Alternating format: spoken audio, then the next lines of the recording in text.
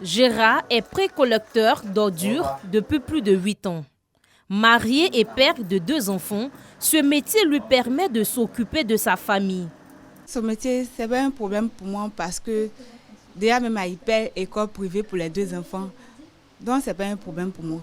Il prend soin de nous à la maison ici. Il assume tout, il paie tout ce qu'on veut manger. Donc, il paie les factures, tout, il paie la maison. Il n'y a pas de problème ici, quoi. Sur sa moto tricycle, Gérard fait du porte-à-porte tous les matins pour collecter les ordures ménagères.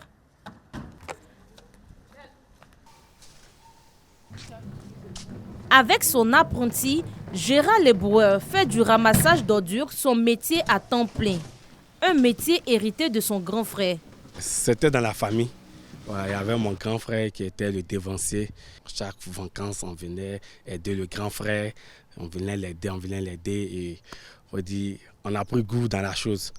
Parce qu'on avait des petites choses qu'on ramassait, qu'on emportait ça au village. Vraiment, les gens aimaient. Donc nous aussi, ça nous a donné confiance. D'où est parti le goût dans le métier même. La poubelle.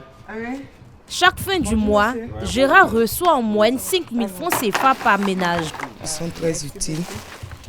Chaque jour, 2 jours, 3 jours, ils passent. Vraiment, c'est très utile et puis ça nous aide. Ça nous aide beaucoup. Dans la mesure où on n'aura pas besoin d'attendre 1 semaine, 2 semaines pour que le camion passe pour ramasser. Donc eux, ils passent 2 jours, 3 jours. En tout cas, vraiment, ça nous aide beaucoup. Oui.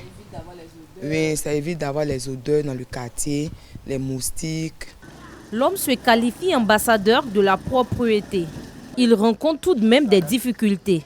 Souvent, dans le sac de poubelle, là, c'est attaché, on ne voit pas ce qui est dedans. Donc quand nous, on prend, on attrape avec toutes nos forces, avec la passion, tout ça. Donc souvent, on est victime des blessures comme de bouteilles, des verres cassés, les seringues. Il y a d'autres mecs qui font des soins à la maison.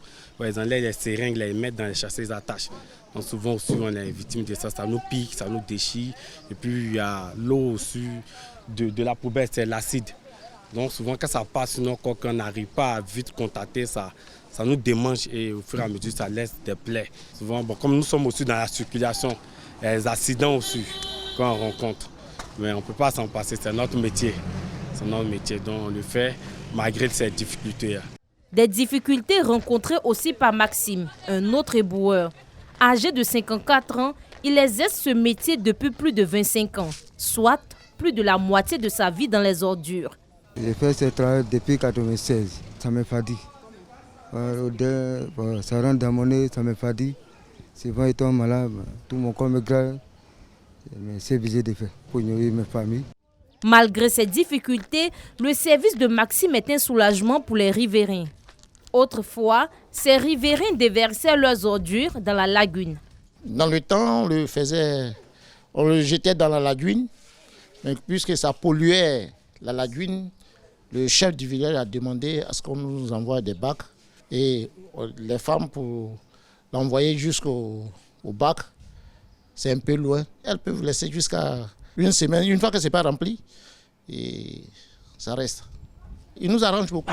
Maxime souhaite rester dans la pré-collection d'ordures pour encore longtemps, mais pas dans les mêmes conditions de travail.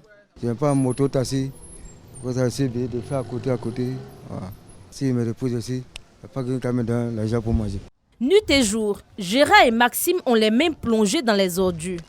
Au milieu des odeurs et tous les risques sanitaires, ces 2 hommes recherchent de quoi se prendre en charge et subvenir aux besoins de leur famille.